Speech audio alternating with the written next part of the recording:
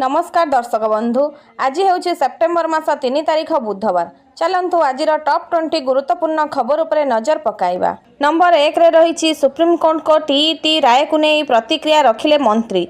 शिक्षक नियुक्ति पाइबाकू चाहूथिबा एवं चाकरी रे थिबा शिक्षक पदोन्नति पाई आशाई थिले शिक्षक योग्यता परीक्षा टीईटी रे कृतकार्य हेबा बाध्यतामूलक बोली सुप्रीमकोर्ट सोमवार राय दैछंती।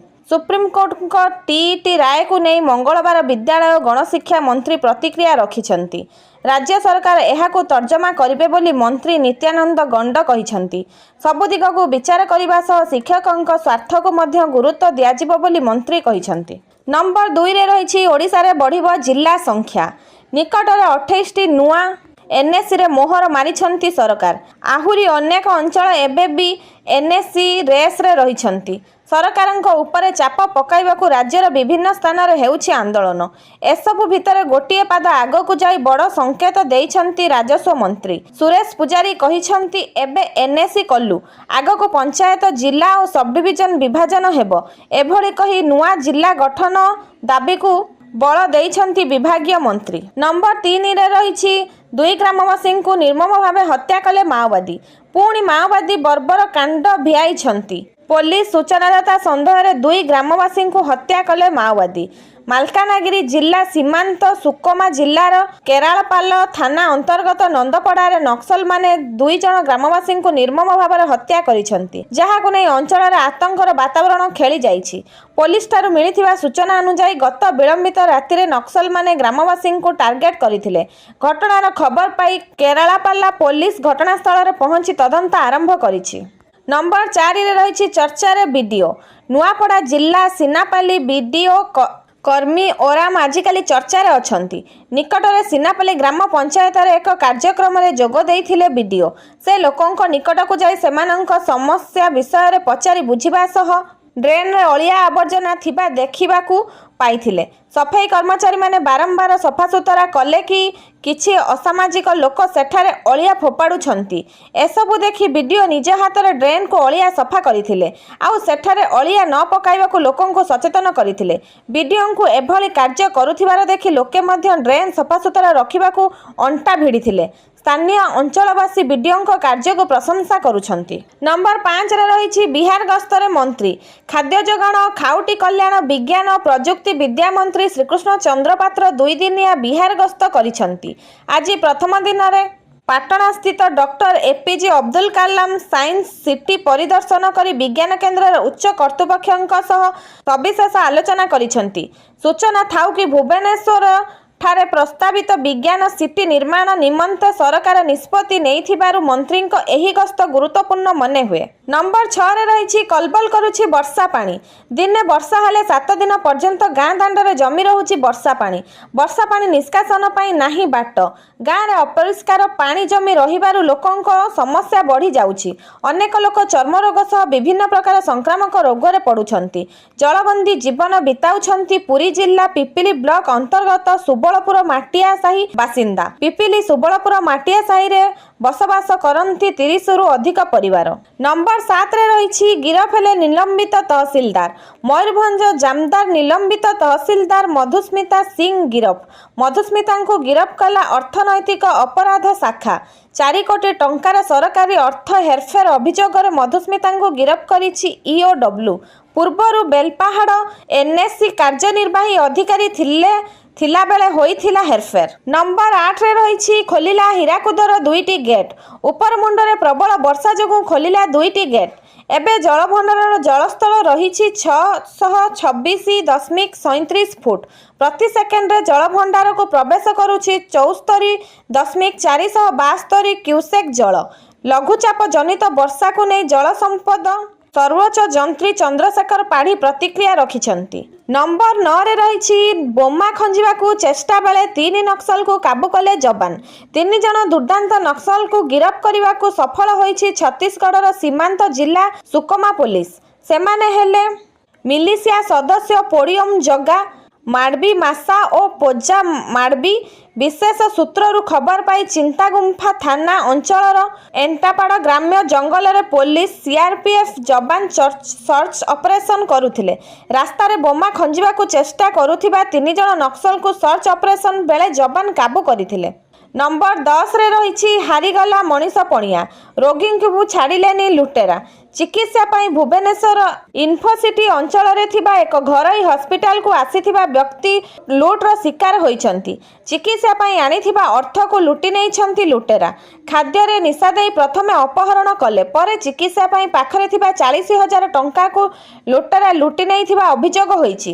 ଅଭିଯୋଗ ପରେ ଇନ୍ଫୋସିଟି ଥାନାର ପ୍ରୟାସରେ ସମ୍ପର୍କୀୟଙ୍କୁ ଉଦ୍ଧାର କରାଯାଇଛି, କିନ୍ତୁ ନେଇଯାଇଥିବା 40,000 ଟଙ୍କା ଫେରି ପାରିନି। ନମ୍ବର 11ରେ ରହିଛି 900 ଗ୍ରାମ ସୁନା, 2 କେଜି ରୂପା ଜବତ। ଖୋର୍ଦ୍ଧା ଜିଲ୍ଲା ଜଙ୍ଗିକିଆ ଥାନା ଅନ୍ତର୍ଗତ ଛଣଗିରି ଗ୍ରାମରେ ଥିବା ସ୍ୱର୍ଣ୍ଣ ଅଳଙ୍କାର ପ୍ରତିଷ୍ଠାରୁ ଗତ 24 ତାରିଖ ଦିନ ଦ୍ୱିପ୍ରହରେ ହୋଇଥିବା ବଡ଼ ଲୁଟ୍ ଘଟଣାର ପୋଲିସ ମଙ୍ଗଳବାର ପର୍ଦ୍ଦାଫାଶ କରିଛି। ଗତ 24 ତାରିଖରେ 10 ଜଣ ଡକାୟତ ମୁଖା ହେଲମେଟ୍ ପିନ୍ଧି ବନ୍ଧୁକ ବମ୍ ଫୁଟାଇ ରୂପା ଅଳଙ୍କାର ସହ ନଗଦ ଟଙ୍କା ଲୁଟ୍ କରି ବାଇକ୍ ଯୋଗେ ଫେରାର ହୋଇଯାଇଥିଲେ। ପୋଲିସ ଘଟଣାରେ ସମ୍ପୃକ୍ତ 4 ଜଣଙ୍କୁ ଗିରଫ କରିଛି। ପୋଲିସ ଅଭିଯୁକ୍ତଙ୍କ ନିକଟରୁ 900 ଗ୍ରାମ ସୁନା, 2 କିଲୋ 363 ଗ୍ରାମ ରୂପା ଏବଂ ନଗଦ 9,45,000 ଟଙ୍କା ଜବତ କରିଛି। ଏପରିକି ପୋଲିସ ଅଭିଯୁକ୍ତଙ୍କ ନିକଟରୁ ଦେଶୀ ବନ୍ଧୁକ, ଜୀବନ୍ତ ଗୁଳି ଏବଂ ମାରଣାସ୍ତ୍ର ଜବତ କରିଛି। ନମ୍ବର 12ରେ ରହିଛି ଉତ୍କଳ ହସ୍ପିଟାଲରେ ଡିପ୍ ବ୍ରେନ୍ ଷ୍ଟିମୁଲେସନ DBS ସର୍ଜରୀର ବଡ଼ ସଫଳତା। ଉତ୍କଳ ହସ୍ପିଟାଲ ଏକ ଐତିହାସିକ ସଫଳତା ହାସଲ କରିଛି। ପାର୍କିନସନ ରୋଗ ପାଇଁ deep brain stimulation DBS surgery ସଫଳତା ସହିତ କରି ଓଡ଼ିଶାର ପ୍ରଥମ କର୍ପୋରେଟ ହସ୍ପିଟାଲ ଭାବରେ ଏହି ଉନ୍ନତ ସ୍ନାୟୁ ଶଲ୍ୟ ଚିକିତ୍ସା ପ୍ରକ୍ରିୟା ପ୍ରଦାନ କରୁଛି।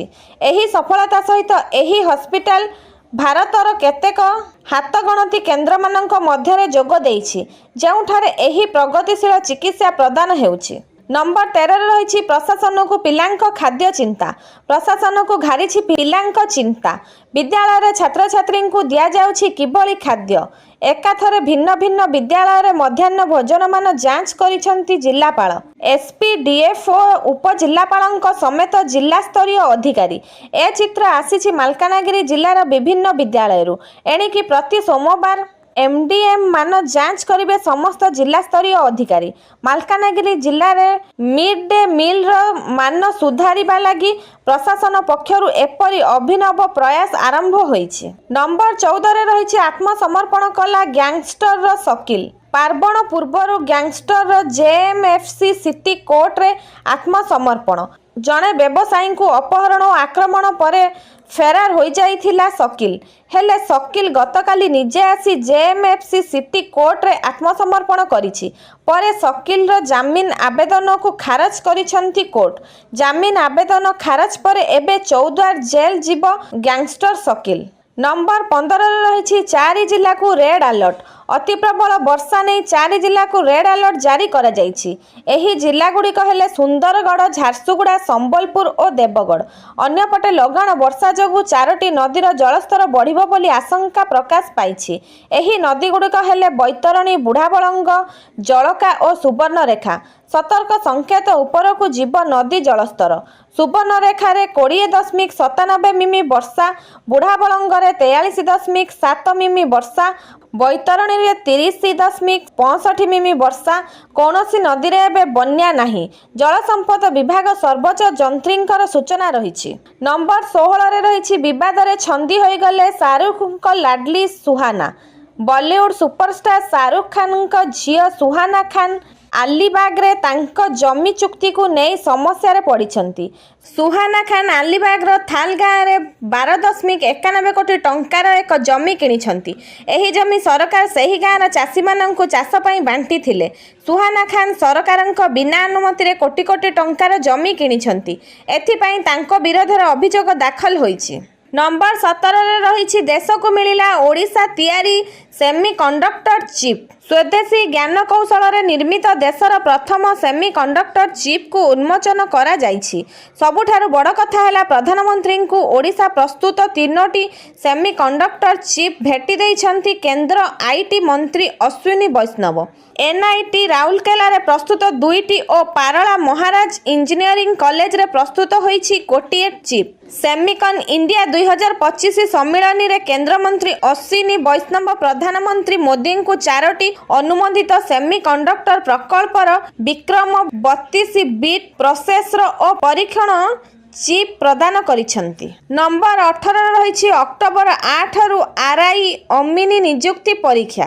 ବିବାଦୀୟ ରାଜସ୍ୱ ନିରୀକ୍ଷକ, ଆର୍ଆଇ ଅମିନି, ଆଇସିଡିଏସ୍ ସୁପରଭାଇଜର, ଏଆର୍ଆଇ ନିଯୁକ୍ତି ପରୀକ୍ଷା ପାଇଁ ଚୂଡ଼ାନ୍ତ କାର୍ଯ୍ୟସୂଚୀ ଘୋଷଣା କରାଯାଇଛି। ଅକ୍ଟୋବର 8 ତାରିଖରୁ ଏହାର ପ୍ରିଲିମ୍ ପରୀକ୍ଷା ଆରମ୍ଭ ହେବ। ନଭେମ୍ବର ତୃତୀୟ ସପ୍ତାହ ପର୍ଯ୍ୟନ୍ତ ପରୀକ୍ଷା ଚାଲିବ। ଏନେଇ ଓଡ଼ିଶା ଅଧସ୍ତନ କର୍ମଚାରୀ ଚୟନ ଆୟୋଗ ଓଏସ୍ଏସ୍ଏସ୍ସି ପକ୍ଷରୁ ବିଜ୍ଞପ୍ତି ପ୍ରକାଶ ପାଇଛି। ନମ୍ବର 19ରେ ରହିଛି ଇସ୍ତଫା ଦେବେ ଟ୍ରମ୍ପ। ଆମେରିକା ରାଷ୍ଟ୍ରପତିଙ୍କ ବିରୋଧରେ ରାସ୍ତାକୁ ଓହ୍ଲାଇଲେ ଲୋକେ। ଆମେରିକାର ରାଷ୍ଟ୍ରପତି ଡୋନାଲ୍ଡ ଟ୍ରମ୍ପ ଏବେ ତାଙ୍କ ନିଷ୍ପତ୍ତି ଯୋଗୁଁ ଗଭୀର ସମସ୍ୟାରେ ଅଛନ୍ତି। ସେ ଭାରତ ଉପରେ ମୋଟ 50% ଶୁଳ୍କ ଲାଗୁ କରିଛନ୍ତି, ଯାହାକୁ ବିରୋଧ କରାଯାଇଛି। ଏବେ ଶିକାଗୋ ଏବଂ ୱାସିଂଟନରେ ଲୋକମାନେ ରାସ୍ତାକୁ ଓହ୍ଲାଇଛନ୍ତି। ତଥାପି ଏହି ପ୍ରତିବାଦର କାରଣ ଅନ୍ୟ କିଛି। ଶ୍ରମ ଦିବସରେ ଆମେରିକାର ଅନେକ ସହରରେ ଟ୍ରମ୍ପଙ୍କ ନୀତିର ତୀବ୍ର ବିରୋଧ କରାଯାଇଛି। ପ୍ରତିବାଦକାରୀମାନେ ଦାବି କରୁଛନ୍ତି ଯେ ସେମାନଙ୍କୁ ସେମାନଙ୍କ କଠିନ ପରିଶ୍ରମ ଅନୁସାରେ ଦରମା ଦିଆଯାଉ। ପ୍ରତିବାଦ ସମୟରେ ପ୍ରତିବାଦକାରୀମାନେ ଟ୍ରମ୍ପଙ୍କୁ ଏବେ ଯିବାକୁ ପଡ଼ିବ ସ୍ଲୋଗାନ ଦେଇଥିଲେ। ନମ୍ବର 20ରେ ରହିଛି ଆଫଗାନିସ୍ତାନରେ ମୃତ୍ୟୁର ମହାତାଣ୍ଡବ। ଚାରିଆଡ଼େ କୁଡ଼ କୁଡ଼ ଶବ, ମାଟି ତଳେ ଚାପି ରହିଛି ଅନେକ ଜୀବନ। ଭୂକମ୍ପ କେତେ ଭୟଙ୍କର ହୋଇପାରେ ତାର ଛାତିଥରା ଉଦାହରଣ ଆସିଛି ଆଫଗାନିସ୍ତାନରୁ, ଯେଉଁଠି ଭୟଙ୍କର ଭୂକମ୍ପରେ ବର୍ତ୍ତମାନ ସୁଦ୍ଧା ଚାଲିଗଲାଣି 1400ରୁ ଅଧିକ ଜୀବନ। ରବିବାର ମଧ୍ୟରାତ୍ରିରେ ଭୂକମ୍ପର ମହାତାଣ୍ଡବ ଦେଖିବାକୁ ମିଳିଥିଲା, ଯାହାର ପ୍ରଭାବ ଏତେ ଅଧିକ ଯେ ଆଫଗାନିସ୍ତାନରେ ବଢ଼ି ଚାଲିଛି ମୃତ୍ୟୁ ସଂଖ୍ୟା।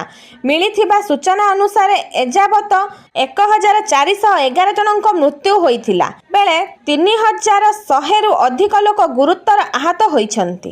ଆଜି ପାଇଁ ଖବର ଏତିକି। ଆସନ୍ତାକାଲି ନୂଆ ନୂଆ ଖବର ସହିତ ପୁଣି ଦେଖାହେବ। ରହିଲି, ଜୟ ଜଗନ୍ନାଥ।